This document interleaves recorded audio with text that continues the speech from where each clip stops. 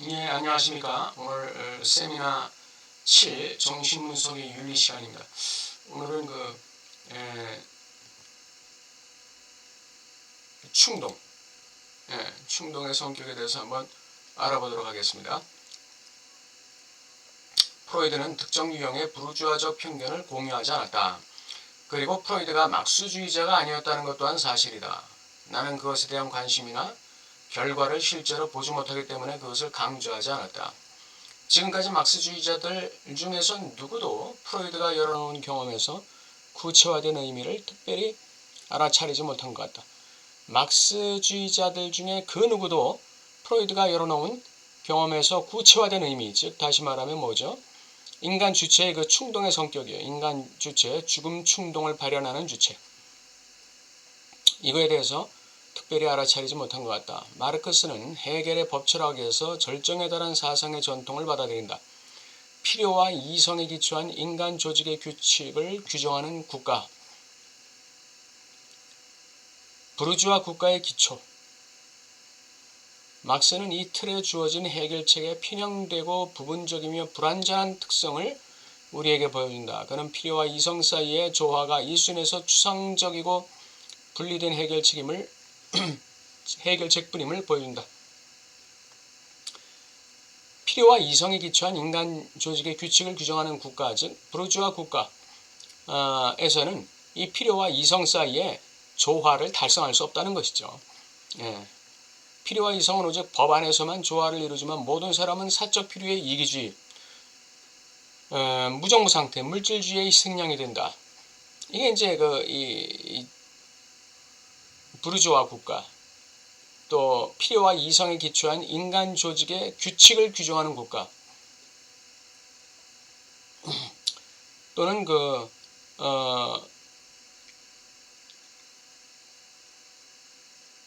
법 안에서 조화를, 필요와 이성의 조화를 이루고자 하는 이러한 그 국가. 여기서는 이 모든 사람이 사적 필요의 이기주의의 희생양, 무정부 상태의 희생양, 물질주의적인 희생양이 되어 막스는 그가 표현했던 것처럼 인간 해방이 정치적일 뿐만 아니라 실제적인 국가, 인간이 자신의 조직과 소외되지 않은 관계에 있는 자신을 발견할 국가의 창조를 열망했다. 이렇게 되어 있어요. 막스는 그가 표현한 것처럼 인간 해방이 정치적인 해방일 뿐 아니라 실제적인 국가, 경제적으로도 해방되고 인간이 자신의 조직과 소외되지 않은 관계에 있는 이 자본주의 부르주아 국가에서는 인간이라는 그 개인이 조직, 국가 조직과 분리되어 있어요. 국가 조직으로부터 소외되어 있어요. 그런데 소외되지 않은 관계에 있도록 할 그런 국가의 창조를 열망했다는 것이죠. 그러니까 그 국가가 자신의 그 자의적인 방식으로 인민의 필요와 이성을 갖다가 조화시켜서 국가로부터 소외되지 않은 느낌을 줄 수 있는 그런 그 국가를 열망했는데 그것은 이제 상상계죠. 여기 제가 이렇게 써놨습니다. 인간은 자신으로부터도 소외된 존재인데 국가로부터의 소외는 없을까? 인간은 자기 자신으로부터도 소외된 존재죠. 막스가 이 상상적 허구 속에서 놀았다는 걸 알 수 있는 것이죠. 욕망은 구조를 근간으로 발생하며 구조는 역으로 욕망을 어려움에 부딪히게 한다. 욕망은요, 상상계 속에서 그 기표 구조 속에서 발원하는 것인데 그 기표 구조가 결여된 기표 구조이기 때문에 이게 또 문제가 되는 거예요. 그래서 내가 무엇을 욕망해야 될지가 명확하지가 않은 것이죠. 왜? 그 기표 구조의 그 결여 때문에 그래요. 그 구멍 때문에. 욕망은 인간의 경험에 관한 한 무언가가 태어나기 이전에 무의식적 형태로 존재한다. 욕망은 전존재적인 것이다. 이렇게 볼 수 있는 것이죠. 그것은 묻혀있고 습득되지 않고 그것을 지탱하는 사람이 사용할 수 없다. 욕망이라는 것. 그것은 이 묻혀있는 것이고 습득되지 않고 그 욕망을 지탱하는 사람이 도대체 사용할 수가 없는 거예요. 무의식의 영역에 있는 인간의 포로 상태는 근본적이고 본질적인 성격을 갖는다. 이 무의식의 영역에 있다고 간주되는 이 욕망, 이 욕망에 대해서 인간이 포로된 상태. 이거는 근본적이다, 본질적이다, 해결 불가능이다 이거죠.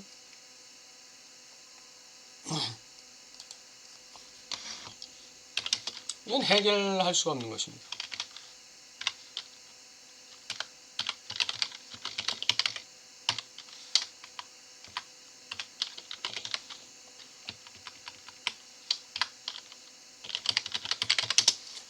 해결 불가능의 성격을 갖는 거예요.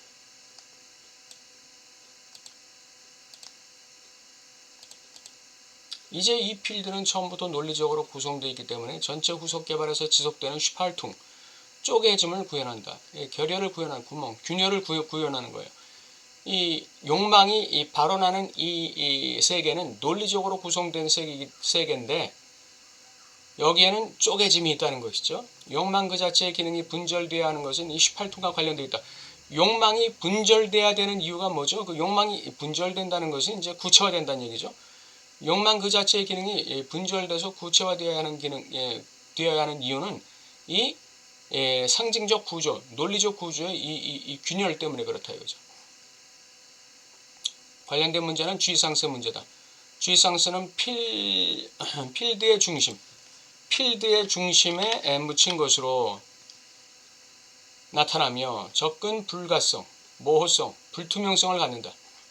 G상스에 접근하는 것이 이렇게 불가하다, 불투명하다, 모호하다 이런 성격을 갖는 게 이제 G상스예요. 욕망의 대상도 마찬가지죠. 욕망의 대상도 접근 불가능합니다. 모호합니다. 불투명합니다. 똑같은 것이죠. 더욱이 이 분야, G상스는 주체가 접근할 수 없을 정도로 접근하기 어렵게 만드는 장벽으로 둘러싸여 있다.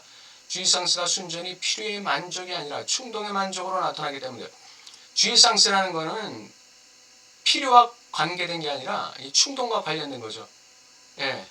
필요라는 거, 이 욕구와 관련된 거는 이거는 좀 본능적인 걸 얘기하는 거예요. 먹고 마시고 하는 거. 본능적인 것에 대한 필요를 얘기하는 게 그때 이제 needs, 필요를 얘기하는 것이고, 욕망이라는 거는 그 G상스와 연결되는데 이건 desire, 이거는 요구 마이너스 욕구죠. 요구 마이너스 욕구. 여기서 이제 프리드주의로 잉여 향락이 있고, 그 다음에 이제 디폴트 결여가 있는 것이죠. 렉이라는 거, 렉. 충동의 만족과 관련된 게 G상스예요. 충동 자체는 그것을 양심적으로 고려하고 프로이드의 표현을 이해하려고 노력하는 사람에게는 극도로 복잡한 것이다. 충동의 그 불명확성, 불투명성을 얘기하고 있죠. 그리고 이 충동이 그것을 양심적으로 고려한다. 이 충동이 양심과 관련되어 있다는 건 굉장히 그 중요한 얘기죠. 사드의 충동은 양심과 관련되어 있나요? 그 사람들에게는 그 사람들 나름대로 양심과 관련되어 있다고 주장하겠지만 인류 보편의 양심은 아니죠. 그 사람들 이 섹터, 그 사람들 그 분파의 그런 양심이지 전체 인류의 보편적 양심은 아니죠. 그것은 에너지와 관련된 의미에서 가장 넓은 의미로 이해되고 있는 본능의 복잡성으로 축소되어서는 안 된다. 본능과 G상스를 연결시키지 말라. 그것은 그 진정한 의미에서 역사적 차원을 구현한다. 충동은 역사성을 갖는다는 거예요. 뭐 본능이 역사성을 갖나요? 뭐 먹고 싶고 마시고 싶고 뭐 놀고 싶고 싸고 싶고 하는 게 뭐 이 역사성을 갖나요? 그런 건 없어요. 근데 이 충동의 문제, 이거는 무의식과 연결되어 있고 무의식의 어떤 그 기표 구조와 연결되어 있고 그 기표 구조 안에 있는 균열과 연결되어 있고 이것은 그 전존재적인 그런 그 차원이고 이건 그 한 개인의 역사성과 관련되어 있다. 그 개인의 역사적 차원을 구현한다. 그 한 인간의 역사적 이 과정 속에서 이 충동이 어떻게 구현되고 있는가? 그 충동이 구현되는 그런 어떤 과정, 그 사람의 이 삶의 역사와 관련되어 있는 거죠. 충동은 상실되었다고 기억되기 때문에 기억에 남는 것을 다시 언급한다. 사실은 상실된 게 없다고 얘기할 아까운 우리가 상실됐다고 생각하는 것은 한 번도 가져본 적이 없다 이렇게 얘기하고 있죠. 그런데 상실되었다고 가정된 것으로서 기억되는 것이에요. 그래서 이걸 언급하는 게 이제 충동이에요. 기억하는 것, 역사화하는 것은 우리가 인간 정신이라고 부르는 것에서 충동의 기능과 공존한다. 기억하는 것, 역사화하는 것, 그것은 우리가 인간 정신이라 부르는 것에서 충동의 기능과 공존한다. 그러니까 이 충동과 그 기억, 충동과 기억, 이게 이제 연결되는 거예요. 그러니까 정신 분석을 하다 보면, 정신 분석을 상담 또는 정신 분석 치료를 받다 보면은 뭔가 기억나는 게 있어요. 그 기억이 바로 충동과 연결되는 것이죠. 그 기억의 충동, 그 기억 안에 있는 그 충동의 요소가 있다는 거예요. 파괴가 기록되는 것, 경험의 기록부에 들어가는 것도 이것이다. 파괴가 기록되고 경험의 기록부에 들어가는 것도 이것이다. 이것은 내가 즉 락강 자신이 여러분을 사드의 신화가 아니라 사드의 우화 영역으로 안내하려 설명하려고 시도하는 것이다. 사드는 인간이 자연의 새로운 창조물에 협력하는 것은 범죄를 통해서라고 그런 이론을 제시해요. 자연의 순수한 힘이 그 자체의 형태에 의해 방해를 받는다는 것이에요. 자연의 상호관계의 근본적인 무질서, 결과적으로 자연이라는 이 심령적 주체에게 전가될 수 있는 가장 깊은 관심은 슬레이트를 깨끗이 닦아서 다시 한번 작업을 시작하고 새로운 에너지 폭발로 다시 출발할 수 있기를 바라는 것이다. 그러니까 무화를 전제로 한 창조 작업을 얘기하는 거예요, 사드가. 근데 그 무화라는 것이 자연의 자연을 파괴하는 것과 관련된 것이죠. 그 무화라는 것. 사드가 말하는 무화라는 것은 자연을 파괴하는 것과 관련되는 것이에요. 이 논의는 과학적 근거가 전혀 없다는 점에서 완전히 문학적이다. 오히려 성격상 시적이다. 파괴가 없다면 지구는 영양분을 공급받지 못할 것이며 그 결과 인간이 자신의 종을 번식시킬 가능성도 없어질 것이다. 여기서 사드의 시스템의 한 구조를 읽어보자. 그러니까 사드는 그 크리아티오 엑스 니힐로를 얘기하는데 그걸 아주 파괴적으로 얘기하는 거죠.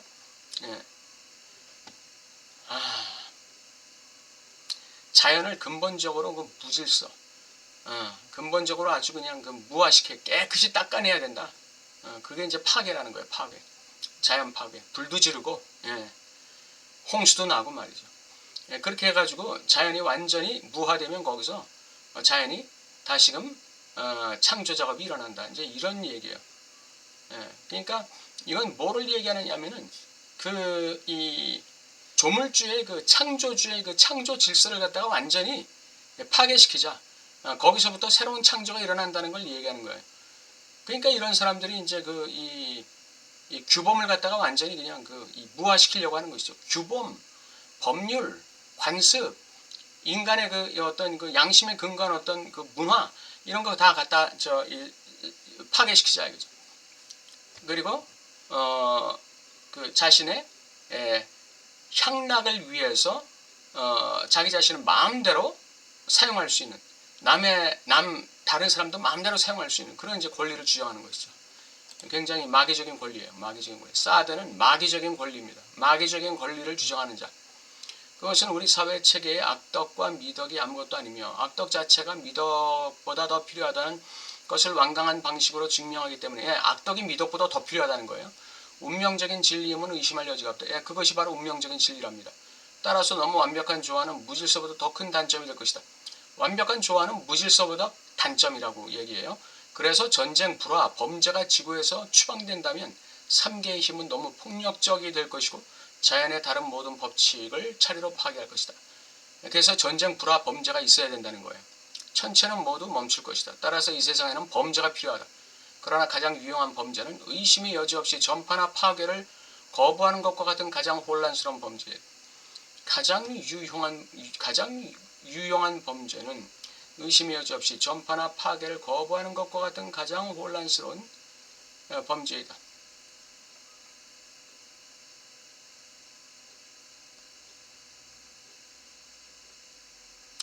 전파나 파괴를 거부하는 것과 같은 가장 혼란스러운 범죄. 이게 이제 그러니까 파괴를 거부하는 것 이게 굉장히 큰 범죄라는 거예요. 파괴를 거부하지 말라는 거죠.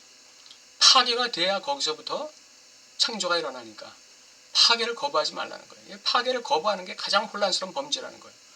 고대 철학자들은 전쟁을 만물의 어머니라고 불렀다. 살인자들의 존재는 역병만큼이나 필요하다.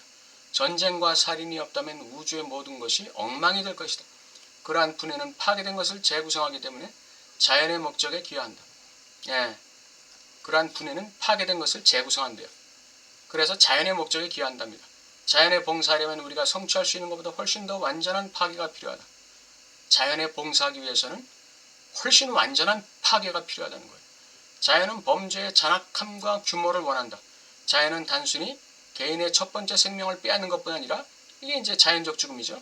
그것뿐 아니라 거의 두 번째 삶도 취해야 한다. 절멸시켜야 된다 이거 절멸. 자연의 그 인과적인 순환을 갖다가 그 자체를 파괴시켜버려야 된다 이거죠. 자연은 절멸을 원한다. 그것이 원하는 파괴의 규모를 달성하는 것은 우리의 능력을 넘어선 것이다. 이렇게 이제 사드가 헛소리한 것이죠. 그래서 나 락강은 당신이 이 마지막 진술의 핵심의 의미를 파악했다고 가정한다. 한편으로는 열반 또는 절멸의 원리와 다른 한편으로는 죽음 충동 사이의 구분점으로서 죽음 충동과 관련하여 지난 시간에 설명한 것의 핵심으로 우리를 데려간다. 예, 이것이야말로 죽음 충동이죠. 프로이드가 말하는 부정적 의미의 죽음 충동.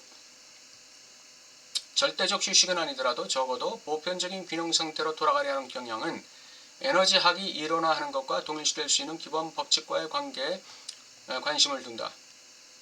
절대적 휴식은 인간이 불가능해요. 절대적 휴식이라는 건 이 자연적 죽음 말고는 절대적 휴식은 있을 수가 없어요. 살아서는. 그러나 적어도 보편적인 균형 상태에 돌아가려는, 즉 에너지학적으로 이론화할 수 있는 것과 동일시할 수 있는 그런 기본 법칙은 우리가 관심을 둬야 된다 이거예요. 예. 즉 절대적 죽음, 두 번째 죽음이 아니라 이 두 죽음 사이의 주체가 되는 것에 관심을 둔다. 상징적 죽음과 실제적 죽음 사이의 주체, 충동의 주체. 예. 근데 이 사드도 이 두 죽음 사이의 주체를 얘기하고 이 락강도 두 죽음 사이의 주체를 얘기하는데 사드는 두 죽음 사이에서 그냥 일로 매진하는 거예요. 그 부정적 죽음 충동으로 일로 매진하는 것이고, 락강은 두 죽음 사이에서 긍정적 죽음 충동 쪽으로 일로 매진하는 것이죠. 방향이 완전히 다른 것이죠. 그러니까 이 같은 이론이라 할지라도 그 같은 이론을 가지고 어떻게 적용하느냐, 어떤 방향으로 적용하느냐, 이게 굉장히 갈리는 거죠. 예.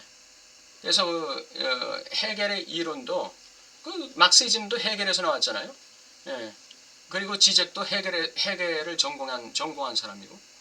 그러니까 같은 이론을 가지고 그 같은 이론을 근거로 해서 어느 방향을 지향하느냐, 이게 이제 다른 것입니다.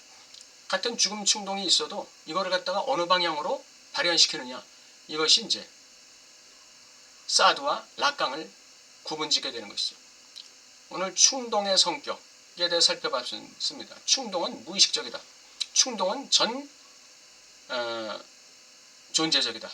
충동은 주의상수와 관련이 있다. 충동은 욕망과 관련이 있다. 충동의 대상과 욕망의 대상은 같은 거예요. 그 욕망을 지향할 때는 상징계에서 하지만 충동을 지향할 때는 상징계의 아태를 넘어가는 것이죠. 한계를 넘어가는 거예요. 두 죽음 사이에 존재하게 되는 것이죠. 그게 바로 프로이드가 얘기하는 voice 소리 베르데니아. 그것이 있는 곳에 내가 되어져야 한다. 이게 충동이라는 거는 그 voice by 차원이에요. 그것이 있는 곳에, 다시 말하면 내가 있어야 되는 곳에 있는 거, 그게 충동이죠. 욕망은 운동과 관련돼, 액션과 관련돼. 그러나 충동은 위치와 관련된, 방향과 관련되는 것이죠. 오늘 충동의 성격에 대해서 한번 살펴봤습니다. 또 다음 주에 이어서 하겠습니다. 감사합니다.